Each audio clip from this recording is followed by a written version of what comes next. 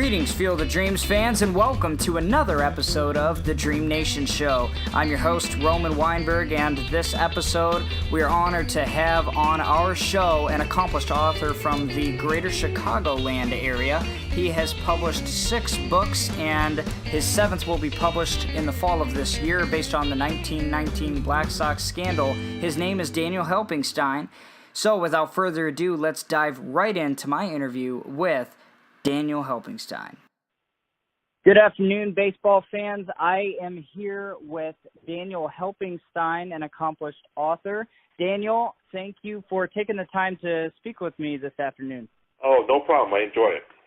All right, so just give us a little bit of a background for the listeners of our show, how long you've been writing and some of your previous works, if you could, just to give our listeners a context. Well, I actually started writing very young. I was about 19, 20 years old when I actually started getting interested in it. So writing is a long process. It's a long learning process. So it was probably a long time before I felt I could try to publish something. I've published, this will be my 5th book on the White Sox. I've also done a pictorial history about the town I live here in Highland, Indiana, this came out last year. And in all my books, so I've enjoyed writing all of them because I'm really into history, and it's been fun so far. That's awesome.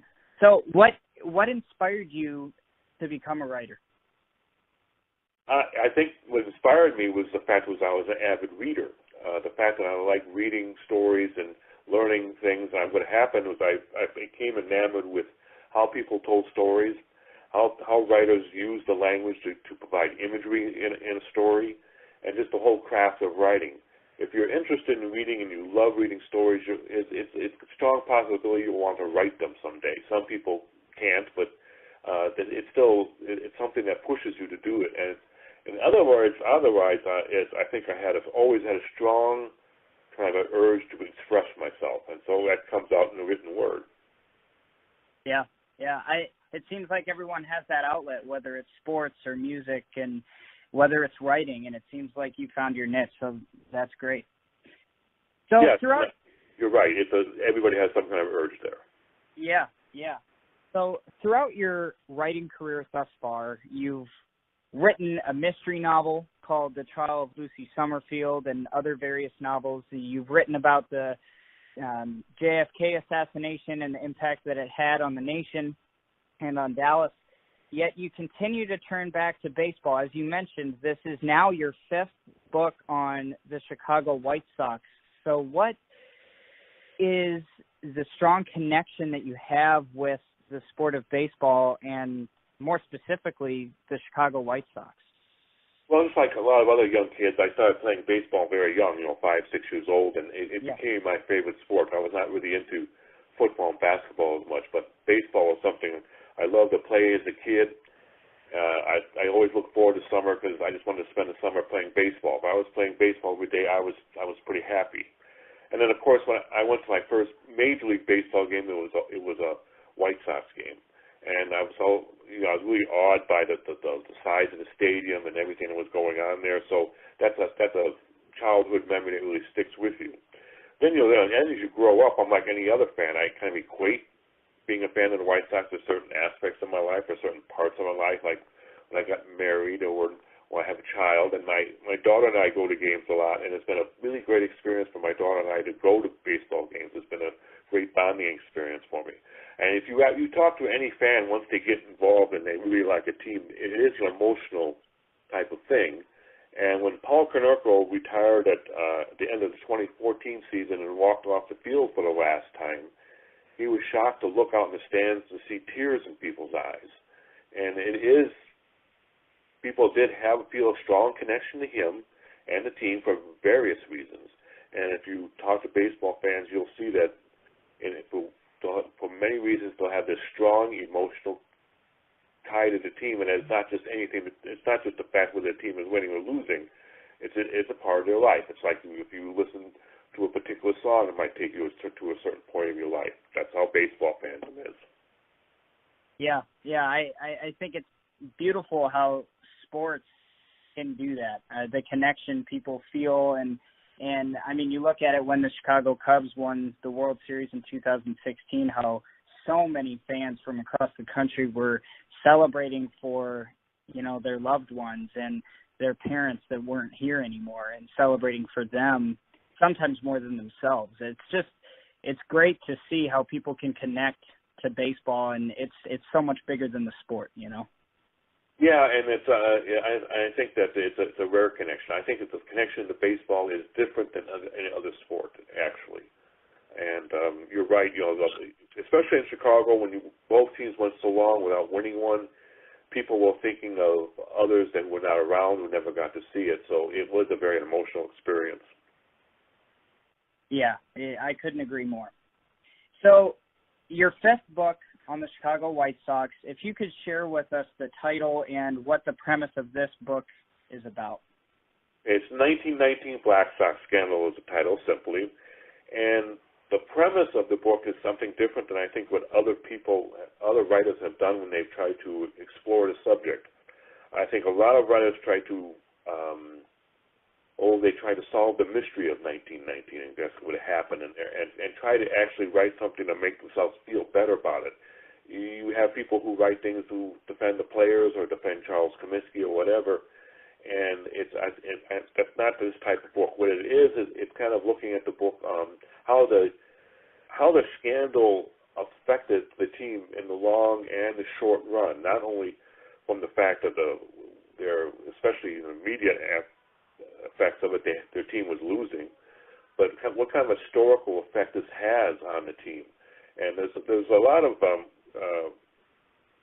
history has a lot of effect on the present when it comes to baseball, if you let it. And when the White Sox were competing, trying to go for the World Series in 2005, they had a different type of history kind of haunting them. It wasn't the Black Sox scandal, but it was just failure of other Chicago teams to make it. And that kind of historical thing kind of could play with the player's mind. They had to put that out of their minds, keep their minds in the present, because 2005 had nothing to do with 1919 or any other year. 2005 was just a year unto itself. Right. And so also I was trying to look at this as a team trying to redeem itself eventually and recover from the scandal, because actually the scandal still haunts the White Sox. The White Sox will not, they're not going to want to talk. This is the 100th anniversary this year, and you can believe that the White Sox as an organization are not going to want to talk about 1919. Yeah. Yeah, it's crazy how things like that just continue to live on throughout the years, and you would think that 100 years ago, something that happened 100 years ago wouldn't hurt as bad. But, it's like any gut-wrenching loss, in the playoffs. It's something that you don't ever want to relive again. And I can imagine, personally, I'm a Chicago Cubs fan, but you having that connection to the White Sox and being a fan of the organization and everything, I'm sure can sympathize with the rest of the White Sox fan base. Well, it's a funny thing. Yeah, you're right. It's a funny thing about it. When I was reading as I did my research for this, and you would read the statement in books or articles or whatever, the Chicago White Sox through the 1919 World Series. And when you read that, it almost sounds like it's going on now. As a fan, it's a very painful sentence to read. Yeah. Even though it happened 100 years ago. But there is no denying it. And when I wrote my other book about Dallas, and which was the Kennedy assassination happened about 55 years ago, that still haunts that city. And there are certain things that don't go away. And some things, we usually say time takes care of many things. In certain cases, time doesn't. And I think the 1919 scandal is no different, and people are still trying to come to terms with it. Yeah. Do you think your book in some way will help bring some closure to White Sox fans? I think it will, to a point, because I've written things in there that which shows how the franchise started to recover in certain ways and get over this hump. In fact, when I knew that the White Sox organization would not be looking forward to another 1919 book come out, And I kind of emailed the person who works in their PR department, and I said, just to let you know, it's not going to be as bad as you think. So this book, I think, shows that the team had to overcome all this history, and in some ways it didn't, but in some ways, and especially in certain seasons, they did very well.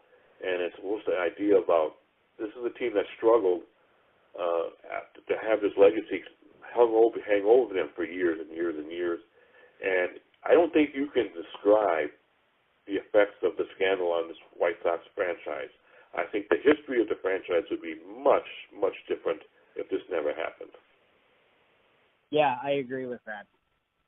So, moving on to another direction, when you were gathering your research for the book, just to give listeners a little context, you had reached out to us here at the Field of Dreams in the fall of 2018 and had some questions for us on, how the book and the Field of Dreams were connected. Can you explain to us how the Field of Dreams fits into the 1919 Black Sox book that you wrote and why you reached out to us initially?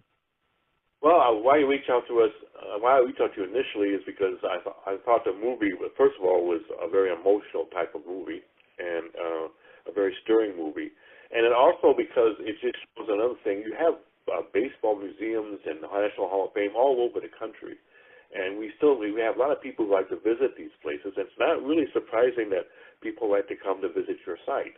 It's part of history. It's part of history. And then, of course, since the movie was made, it was part of our culture. So it shows the creative and the sports cultures got put together. And it was kind of irresistible. I had to come out and see it, just like some other people had to come out and see it. Right. And I think also the essence of the movie itself is the idea of a second chance, of something that, that redemption that everybody would want once they made a mistake of some kind.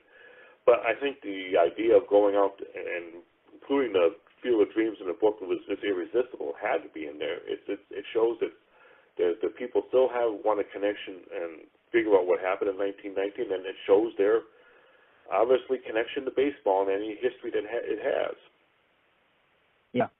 Yeah. Well, I certainly enjoyed you coming out. You came out in the fall of last year, and I got to give you a tour of the house and of the property, and it was a fun day to meet you in person.